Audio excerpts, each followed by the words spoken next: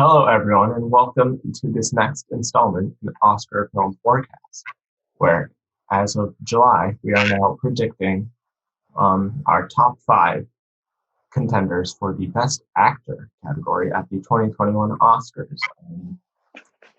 And that's really it. The Oscars are coming out in April. There's a lot of films right now that we don't know what day they'll be coming. A lot of them saying expected in 2020, expected 2021. We don't know if they'll make that date. So right now, we are doing the best we can with our predictions. As we get closer to the actual ceremony and get a better layout of the fields going into this year's award season, we'll probably have very different predictions, but we're doing some early ones right now. You have no honorable mention. Oh, wait. This is I do. Episode. So yeah. My guest today is Ben Campbell, who I will be predicting Best Actor with. Ben, you have no honorable mentions, right? I do. I have one. Okay. Let's go with your first honorable mention then. So that will be John David Washington for Tenet. Oh, wow. I like that. Incredibly unlikely, but again, if Tenet is a huge hit and it brings back Hollywood, they're gonna nominate the hell out of that movie. So could be John David Washington's lucky year. Would that be Christopher Nolan's first time getting an actor nomination? Has any actor? It would. Mm-hmm. That would be awesome. It's also a crime because Al Pacino should have been nominated for Insomnia, my favorite Nolan movie. Yeah. Oh no, Heath Ledger won. Oh yes, of course. How could we forget that? But that would be his second then. Yes, of course, Heath Ledger. I think Matthew McConaughey was also great in Interstellar, even though that film wasn't great. He was the only good part of Interstellar, yeah. Yeah. So my honorable mention is Joaquin Phoenix. For I think the film is called Come On, Come On, about he's playing an artist who's on a road trip with his nephew, I'm pretty sure. So I think that could be a possibly emotional role. I don't know, he could be like a struggling artist or something, and his nephew. He's bipolar. Oh, he is? Mm-hmm. Oh, wow. Well, maybe I should bump it up then. Yep. That's oh god. But also, not a lot of actors get nominated the year after they won an Oscar. I was looking at the past few years, people who have won Oscars and had films the next year. A lot of them don't, but not a lot of people after they win get nominated again. But Joaquin could, of course, be an anomaly. Yeah. He is riding that high for having just won an Oscar. And now I know that he's playing a bipolar person. So whatever we predict stuff again, I have a feeling it will be up higher. But it is an A24 film too. A24 they haven't done a great job at getting nominations for their films. Really just movies. Now, being honest, everyone says A24 does a great job. I think they're hit or miss. Like the last film that they really had that got nominations was Moonlight years ago. Yeah, that's their only pretty much big Oscar contender. They couldn't even get the Farewell any nominations. They couldn't get the Farewell. They couldn't get the Farewell script. I mean, people say that A24 does a great job. I do not think A24 does a great job. I think they make good movies, yes. But The Lighthouse was completely snubbed, and I don't have faith in them as a studio. I think they did not spend their Moonlight capital well. Let's hope Neon, the distributor who distributed Parasite, and I, Tonya. But again, I, Tonya didn't get a Best Picture. No. It should have. It got some nominations, but it wasn't big. No, and I also should have won Best Actor. Got Allison Janney a win. What? We did get Allison Janney a win. Yeah, Allison Janney totally deserved it. Yeah. Hopefully Neon can become the anti-A24 and maybe level up, which would be phenomenal, which would be fantastic for them. So that's why Joaquin Phoenix is my number 5. He's your number 5? Yeah. Yeah. I think that bipolar factor, that's Anne Hathaway. I forget for what show she recently. I saw the interview with her and Hugh Jackman on Variety, and apparently she in the show that they were talking about for her, she played a bipolar person, and it seems like she's getting some hype for this year's Emmys award season. So I think that That's a very likely one. But as we said, A24 doesn't really seem to have the pockets to back a campaign big enough to get But one. also, they couldn't get any Oh no, they got Mahershala Ali the Oscar for Moonlight, but they couldn't get any of the actors who played any of the I can't remember the guy's name from the movie, but they couldn't get Trevante Rhodes or any of the kid actors any Oscars, or which they totally deserved, by the way. They definitely deserved to be nominated, but they couldn't get them any, which I know is unlikely that they were ever going to get it.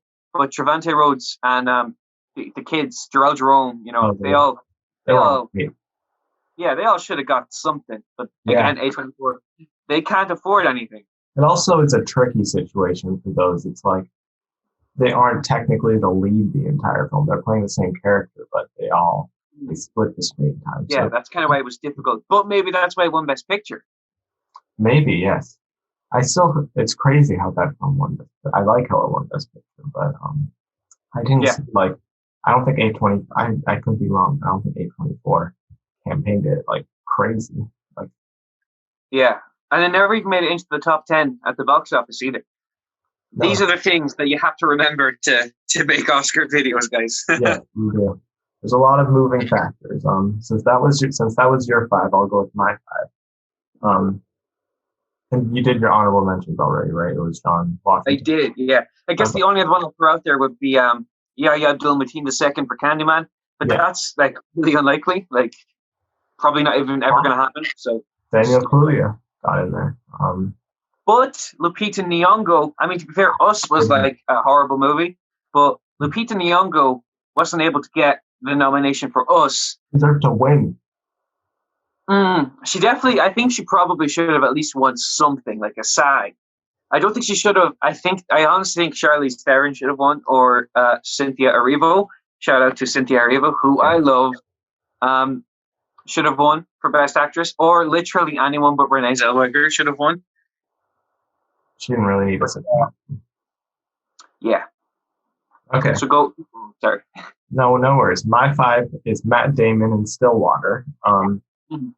He hasn't gotten a lot of Oscar love since The Martian, but he did get an Oscar for The Martian, and it seems like a very potentially emotional performance because, as we said before in a different episode, he is playing a father who has to travel from Oklahoma to France to help his daughter, who was, I think, falsely accused of committing a murder. So I think there could potentially be a lot of emotion involved in that. And it's from Focus Features, I believe, who in the past few years has gotten a lot of has done a good job at getting a lot of Academy love. They did Black Klansman, or distributed Black Klansman, Lady Bird, Phantom Thread, Darkest Hour. So they have a pretty good track record. To be fair, Black Klansman is definitely Jason Blum's doing. That's true. That is true. But I think Matt Damon has a good shot at getting in there. Yeah. So what do you have at 4? 4. I have Mr. Brian Tyree Henry for Red, White, and Water. Oh, cool. Again, I think that I have a few. I think I have 3 people who are not going to make it, but I put them on there because I love them. Yeah. I'm not sure if Joaquin Phoenix is going to make it because I'm not sure if Come On is going to come out. I'm not sure if Brian Tyree Henry is going to make it because the industry doesn't like to recognize him, even though he's like one of the best actors working. Mm-hmm. And my number 1 is almost definitely not going to get nominated, even though he should. That's why I'm putting him at number 1 because the guy deserves it. But Mr. Brian Tyree Henry is a phenomenal actor. Red, White, and Water sounds like American Hustle meets Uncut Gems.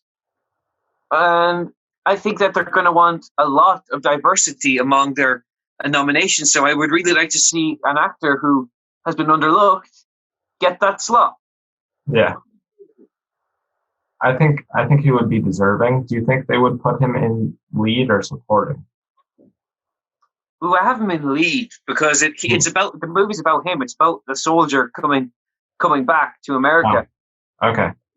I think Jennifer Lawrence is is a lead actress in the film. I think it's like Silver Linings Playbook or something like that. You know? They're both leads. Yeah. Okay, cool. I like that prediction. I personally don't have him, but he is a great actor. He does deserve He's a more. phenomenal actor. So my number 4 is Tom Hanks in News of the World. Um, as I've said previously, he's Hollywood's face for coronavirus, so they may want to show him some extra love this season. And he did go a whole decade, I think, without getting nominated. But until most recently, last year, he did get nominated for A Beautiful Day in the Neighborhood. So the Academy. Yes, I didn't like that movie that much either, but I thought he was good in it. But I think the Academy could be back on a Tom Hanks loving spree, or he could go back to having another decade without nominations. But I don't know. It just feels like the kind of lead role that would get a lot of attention. No, I agree. I just personally don't get Tom Hanks, so I don't have him on my list. Yeah. And the entire world just clicked dislike on this video. No, so the Academy semi agrees with you because I think he's given great performances since whatever his last 1 year still was. No, he hasn't been that great in a very long time. Like, I think Meryl Streep was very good in The Post. Again, we're talking about The Post again because I think it should be the laughing stock of the entertainment industry, that movie. Yeah. I think it was literally rushed in production because Donald Trump was elected into presidency. And the script wasn't even finished, and Steven Spielberg just had the idea and wanted to make the movie, and so it came out the very next year. Mm-hmm. But Meryl Streep was very good in that movie, but Tom Hanks was really bad in that movie. Yeah. And it's no wonder he didn't get a nomination, and maybe he'll get a nomination here, but I don't know. Maybe. I think you're correct. You're right to have him on your list, but I just would like to focus on a bright Hollywood future. Yeah. Instead of focusing so much on the past. Yes, there's definitely other options out there who, like John David Washington or a Yaya, who would. I try to be positive here, but again, Hollywood hates change, so it's going to take a while. They do. Yes. I thought he was great in what was that movie recently? Captain Phillips. I thought he was snubbed that year. I thought he was great. Oh yeah. He was good in that movie. But that's and Sully was great in Sully, and he was great in. No, he wasn't in that movie. Never mind. But yeah, he was doing good work. He's not at his peak, like he was like Forrest Gump in Philadelphia back to back. But yeah, Bridge of Spies was also just like an okay movie that he was very good in. He was good. Yeah. Okay, so who's your 4? My number 4. No, it's my number 3. Your number 3? Okay. I think anyway. So my number 3 is Mr. and Sir Anthony Hopkins for The Father. And now I think my next 2 are definitely going to get the nomination. My number 1 definitely is not, but I'm putting him my number 1 anyway. But Sir Anthony Hopkins, good sir. The Silence of the Lambs will forever have me love you. So I don't care if The Father turns out to be a bad movie. I think it's going to get the nominations either way. So for actor and actress. Mm-hmm. Yes. I think it's luck. I don't think there's anything to say, like an old man suffering with dementia, like the acting battles that we're going to have in this movie. It's going to be like Marriage Story, where there's just that one scene where Scarlett Johansson and Adam Driver are screaming their heads off at each other. We're going to have that in this movie. They are. There's definitely going to be a lot of fights and emotional scenes. That he is my number 2, Anthony Hopkins in The Father. As I said before, people saw it at Sundance and they totally praised his performance. I think he's going to give a great performance, probably better than his 2 Popes performance, which he still got nominated for. Which shows the Academy just loves him. So I think if he delivers a great performance here, which by all means it sounds he's going to, I think he's pretty much a lock. So yes, he's my number 2. But we're on to my number 3 now, which I have Gary Oldman in Mank.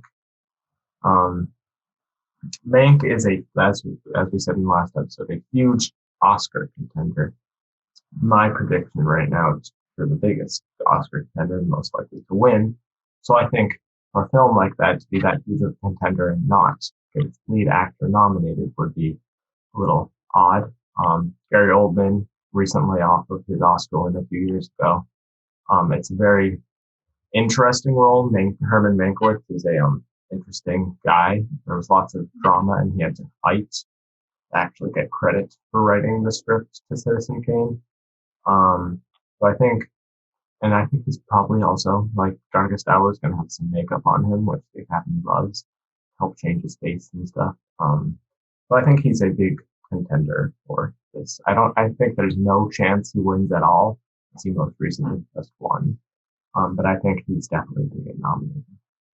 If I'm perfectly honest with you, I didn't even know Gary Oldman was in Mank. Oh, yeah. I didn't know. But I have two words that could maybe derail him. Yeah. Mel Gibson. Oh, yeah. Because Winona Ryder had that whole thing like in a trade recently. And I don't know. I mean, it probably isn't true, but since Hollywood loves canceling people, I think that like maybe that could happen to Gary Oldman. But what you said about Mank being like this huge frontrunner and not getting like actor, that's not true. I mean, The Irishman didn't get anything for Robert De Niro. Yeah, that's true. But was it like Ford v Ferrari got no Oscar nominations? But I guess this isn't like a huge movie like you're saying. They weren't massive, so you're right. Yeah. Yeah. I didn't think those movies going into that year were contenders for winning. I thought they were contenders for getting nominated. I think Mank is probably a contender for winning, but it could very likely. I'm sure it's happened multiple times before. That like Parasite 1917. Yeah, Parasite and 1917 were the two biggest contenders last year. Neither of them had any acting nominations, so it could totally happen that he's snubbed. Right now, I just think he's got a good shot. Yeah, I think you're right. Who do you have is it your two now? My number two is like definitely your number one, and this guy's probably going to win. So, Mr. Delroy Lindo, I cannot wait to see you walk on the stage and snatch up your Oscar. I can't wait to first off watch your movie because I haven't seen it yet. But I know for a fact that, sir, you are going to win the Oscar for Da 5 Bloods. So, my number two is Delroy Lindo, and he's your number one, right? He is my number one, yes. He is so good in the movie. I mean, going into the film, I had no clue who like the lead actor was going to be technically. And I'm not sure if there is. It's more of an ensemble, but he definitely gets like the emotional role. He's the guy out of all of them. I don't want to spoil anything, but he is the guy who. Is he the Trump supporter? Yes, he's the Trump supporter. He's the guy dealing most with PTSD. And he has a son in the film who ties to a lot of emotional scenes.